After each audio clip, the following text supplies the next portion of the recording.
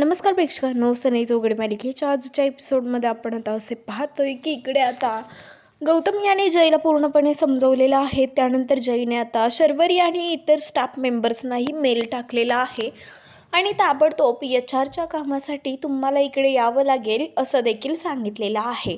तर आता शर्वरी ही उदास होऊन बसलेली आहे. त्यावेळी तिची आई पम्मा ही तिला बोलू लागते की काय शरू बाळा, आज तू ऑफिसला जाणार नाही आहेस का? रोजच्यासारखी आज धावपळ करत नाही आहेस?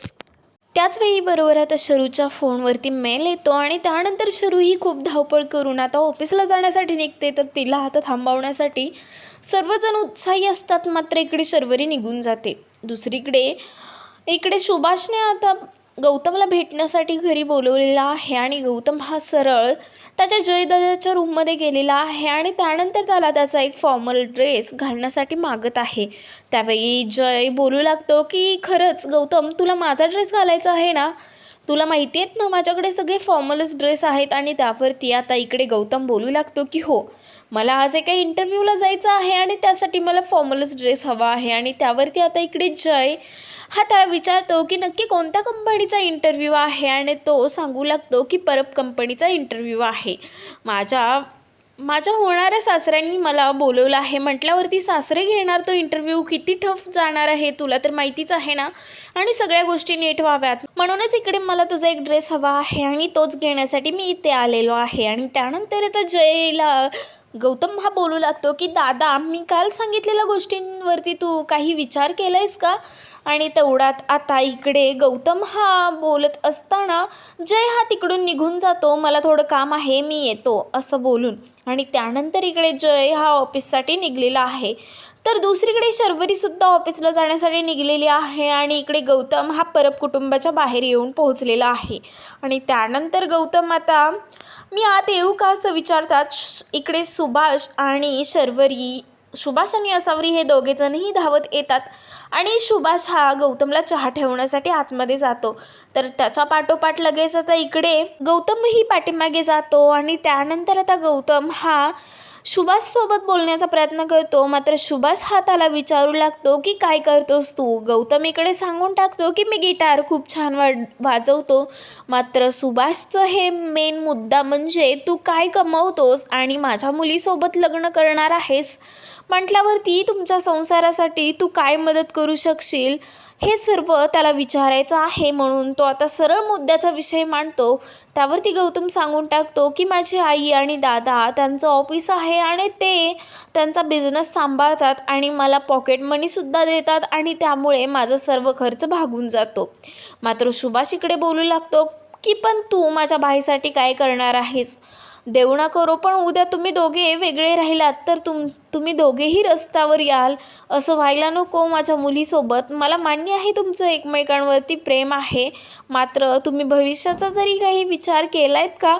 आणि त्यानंतर आता बाहेरून पाहणारी असावरी ही त्याला खुणवते आणि इकडे तो आता कुकीज बाहेर काढतो आणि बोलू लागतो की पप्पा हे घ्या ना, तुम्ही कुकीज खा. आणि त्यावरती आता इकडे बोलू लागतो सुभाष की हे कुकीज तर तू तुझ्या पैशातून आणली आहेस का?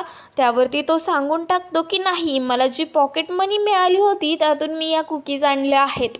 आणि त्यावरती सुभाष बोलतो की जेव्हा तू काही तुझ्या पैशातून घेऊन येशील तेव्हा मला दे, आत्ता खरंच नको, मला याची काहीच गरज वाटत नाही आहे असं बोलून आता इकडे तो विषय टाळून देतो. तर दुसरीकडे आता सुभाषने मेन मुद्द्याचा विषय काढल्यामुळे गौतमला रिअलाईज होतं की खरंच आपण काहीच करत नाही आहोत आणि जर का सावरीसोबत लग्न करायचं असेल तर स्वतःला सिद्ध करायला हवं असं सुभाषने आता त्याला ठणकावून सांगितलेलं आहे. आणि दुसरीकडे तेजस्विनी ऑफिसमध्ये जाऊन पोहोचलेली आहे. आता इकडे मॅक हा तेजस्विनीला पाहताच त्याचे डोळेच दिपतात आणि तो मनामध्ये विचार करू लागतो की आज मॅडम इकडे ऑफिसमध्ये कशासाठी आल्या असतील. आणि आता येताच मकरंद जय कुठे आहे असा प्रश्न मॅकला ती करते. मॅक आता पूर्णपणे भानावर नसतो आणि मॅकला त्याचे स्वतःचेच नाव आठवत नाही. इकडे ती पुन्हा पुन्हा मकरंद असा आवाज देते आणि त्यानंतर मॅक सांगू लागतो की सर महत्त्वाच्या कामासाठी बाहेर गेले आहेत आणि सर आले की मी त्यांना तुम्ही आल्याचे सांगतो. तेजस्विनी इकडे मी त्याच्या केबिनमध्ये आहे असं सांगून आता केबिनमध्ये जाते आणि एका HR ला माझ्या केबिनमध्ये पाठवून दे असं देखील बोलते. त्यावरती इकडे तेजस्विनी आता जयच्या केबिनमध्ये आलेली आहे आणि सुंटी वाचून खोकला गेला. ती शर्वरी परब माझ्या ऑफिसमधून निघून गेली. तिची लायकीसुद्धा नव्हती माझ्या ऑफिसमध्ये काम करायची, मात्र तिला जयने कामावरती ठेवलं हे चुकलं.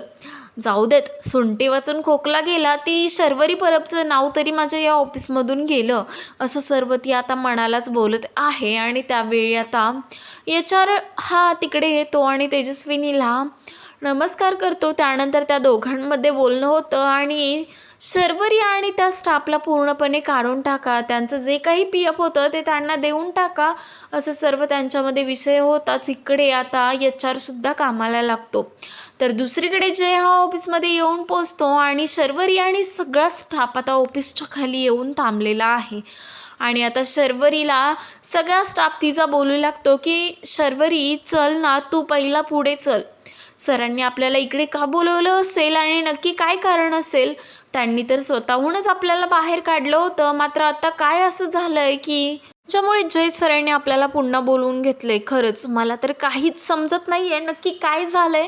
आणि इकडे आता जयने सर्व स्टाफला बोलवल्यामुळे सर्वच जण आश्चर्यचकित झालेला आहे की नक्की असं कोणतं कारण आहे. आणि त्यानंतर जय हा सर्वांना वरती येण्यासाठी सांगतो. त्यावरती सर्व मुली आता ऑफिसच्या बाहेर आलेल्या आहेत आणि आता जयने इकडे मॅकला सांगून बुके मागवून घेतलेला आहे. आणि त्यानंतर सर्वच जणी दारामध्ये थांबलेल्या आहेत. आतमध्ये नक्की काय चाललं असेल, आपल्याला कशासाठी बोलवलं असेल, असे अनेक प्रश्नचिन्ह सर्वांच्या चेहऱ्यावरती असतात. आणि त्याचवेळी इकडे आता तेजस्विनीसुद्धा येते आणि तेजस्विनी बोलू लागते की तुम्ही सर्व असे दरवाजापाशी का थांबलेला आहात, नक्की काय विषय आहे, जय काय चाललंय? आणि इकडे मॅक हा दरवाजा उघडतो आणि तेजस्विनी बाहेर पाहते तर शर्वरी आणि सर्व स्टाफच तिकडे थांबलेला आहे. तेवढ्यातच मॅक हा जयच्या हातामध्ये बुके देतो आणि त्यानंतर आता जय सरळ तो बुके त्याच्या आईच्या म्हणजे तेजस्विनीच्या हातात देतो आणि तेजस्विनीला बोलू लागतो की आई हे घे, आपल्या नवीन स्टाफचं तू तुझ्या हाताने स्वागत कर. गेल्या वेळी तू ऑफिसमध्ये नव्हती त्यामुळे स्वागत करायला कोणीच नव्हतं, पण यावेळी पूर्णपणे स्वागत करून त्यांना मानाने आतमध्ये घे, कारण मी महिला स्टाफ पुन्हा कामावरती ठेवलं आहे. साक्षी ऑर्गॅनिक्सला समोर किंवा उंचावर नेण्यात या सर्वांचं खूप मोठं कॉन्ट्रीब्युशन आहे, त्यामुळे मी यांना कामावरून काढून टाकू शकत नाही, असं आता जयने तेजस्विनीसमोर स्पष्ट केलेलं आहे. आणि पुन्हा शर्वरी आणि सगळ्याच महिला स्टाफला कामावरती ठेवलेलं आहे. आणि इकडे पुन्हा एकदा तेजस्विनीचा राग अनावर होतो आणि शर्वरीबद्दलचा तिरस्कार तिच्या मनामध्ये अजूनच वाढत राहतो.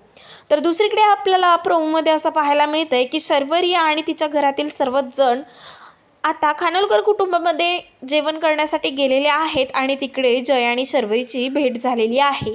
शर्वरी जयच्या रूममध्ये गेलेली आहे आणि तेवढ्यात जय तिकडून फ्रेश होऊन आलेला आहे आणि शर्वरीला पाहताच जयचा आता टॉवेलच सुटतो आणि शर्वरी ही रूम कोणाची आहे असं बोलून जयला पाहून आता दचकते आणि त्या दोघांची एक रोमॅन्टिक भेट तिकडे होते असं आपल्याला या एपिसोडमध्ये पाहायला भेटतंय. व्हिडिओ आवडला असल्यास लाईक करा व चॅनलवर जर नवीन असाल तर चॅनलला आजच सबस्क्राईब करा.